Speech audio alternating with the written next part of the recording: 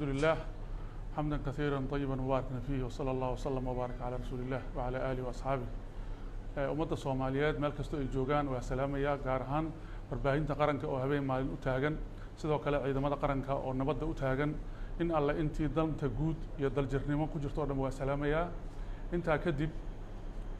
waxaa loo baahan yahay si laaba in isula hadalno ummadda Soomaaliyeed waxaa jira maalmahan xalay iyo maanta waxaa ku soo kordhay magaalada dad dhaqan Mooriyaaneed leh oo guryaha jabsanaya oo dadka dilaya oo isu aad moodo inay ku soo hoos gambadeen waxyaabihii maalmahan jiray marka ragga madaxda ah wax abaabulaya waxa aan rabnaa inay ogaadaan in ay u naqa karaan gabaad dad aan ayagu aysan maamulin oo aysan ogeyn oo ka tirsanayn oo disciplin iyo sharci nidaam lahayn oo magac Mooriyaanimo ku socda waxa kale oo gabaad u naqa karaan argagixisadii horeba noo soo naafaysay haddana dhibka nagu haysay oo alqaacida iyo daacish horaan u soo joognay waayo aragaan u nahay marar badan in dad is abaabulay oo magac sheegtay magacahaas hoostooda inta lagu shaqeeyay bulshada Soomaaliyeed lagu baabi'iyay loogu gabaad loo noqday haddana waxaa noo muuqata in ragga wax abaabulaya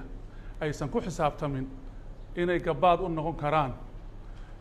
dad aan ku jirin gacmahooda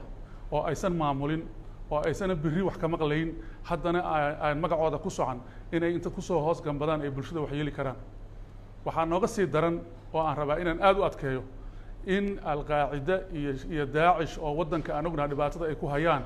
meel kasta oo abaabul aan sharci ahayn oo midka dawladda ka baxsan lagu qabto inay gabaad u noqon doonaan ay ummaddan wax yeeli doonaan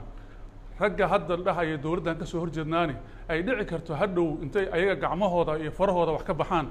inay ayagu gadaal naga soo maraan ay dhici karto arrintaas aadaan uga digaynaa waana ku celcelinaynaa dawladduna ciidanka ay hayso iyo mas-uuliyaddeedu waa ku filan tahay inay magaalada gacanta ku qabato ha yeeshee bulshada in lagu dhex dagaalamo ayaa la diidayey waxaa loo nabadooniinayay oo bare ministerka iyo madaxweynaha iyo inta kaloo mas-uulaba ay ugu baaqayeen nabadda waxay ahayd inaan bulshada lagu dhex dagaalamin in xilligan ramadaanka ah bulshada aan la qaxin in aan dhibaata dhicin ayaa gacmaha loo laabtay laakiin waxaa hadda soo badanaya falal muujinaya in loo baahan yahay in laga hortago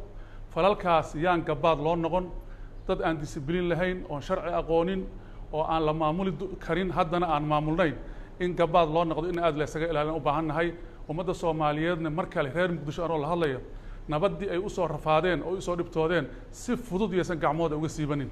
si fudud yeysan uga siibanin dawladdu waxay u turaysay bulshada in lagu dhex dagaalamo ayadoo ramadaan lagu jiro xilli cibaado xilli nabadeed waxaa dhib ugu filnaa argagixisadaas kala dhib ugu filnaa marka laakiin waxaa soo badanaya dadkii aan ka warramayna ayaa xaafadaha ku soo badanaya inay guryaha garaacaan dadka inay qaxiyaan inay dhahaan laga guuro meesha in ay dadkii guryahooda ku askeysay inay joogaan inay dhibaateeyaan inay bililiqaystaan inay dilaan arrintaasi jid xun bay nagu wadaa marka aad iyo aad aan uga digaynaa aad u mahadsantihiin wassalaamu calaykum waraxmatullahi wabarakaatu